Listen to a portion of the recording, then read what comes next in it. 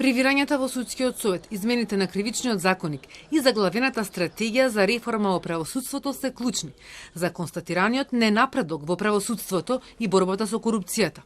Судскиот совет во извештајот е детектиран како генератор на загриженост за независноста за судството, посочија од Blueprint групата за реформа во правосудството, во која членуваат 6 граѓански организации и кои досега алармираат за сите констатирани проблеми во правосудството. Најголемиот проблем е тоа што прогресот не е забележан и напредокот не е забележан во оние клучни наоди. Како судскиот совет, во кој што Европската комисија наоѓа дека има притисоци, особено разрешувањето на претседателката на судски совет, тука се секако европското знаменце во однос на колку тоа се злоупотребуваше и се злоупотреби во однос на кривичниот закон, но јас морам да споменам дека тоа не е само за кривичниот закон. Во годинава ние сме сведоци за европското знаменце во однос на законите за Бехтел и Енка и коридорите за изградба на двата коридори и секако наодите во однос на Советот на јавни обвинители и нешто што е најважно според нас и би го издвоиле е во однос на стратегијата за реформи во правосудството, која што требаше веќе да биде донесена.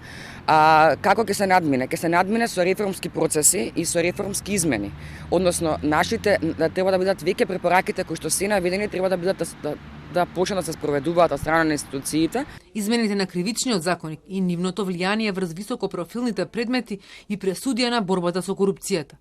Извештајот констатира дека нема напредок, а се чита и загриженост. Очекувано беше да немаме напредок во борбата против корупцијата со измените на кривичниот законник, затоа што ние го законивме она хронична неказнивост на високите функционери и вршители на јавни функции. Тоа е својствено да луѓето веќе да немаат толков интензитет, односно да не пријавуваат корупција, затоа што не веруваат дека од страна на системот ќе бидат казнети. Токму и тоа е нагласено затоа што вие со промената на кривичниот законник веќе направивте големи измени во делот на неказнивоста, а со самото тоа и порастот на корупцијата кој што може да биде. Потребни се промени на легислативата, пред се законски измени за судскиот совет и советот на јавни обвинители и сузбивање на политичките влијанија во судството. Потребна е и волја да се изберат луѓе со интегритет, смета Цветановска.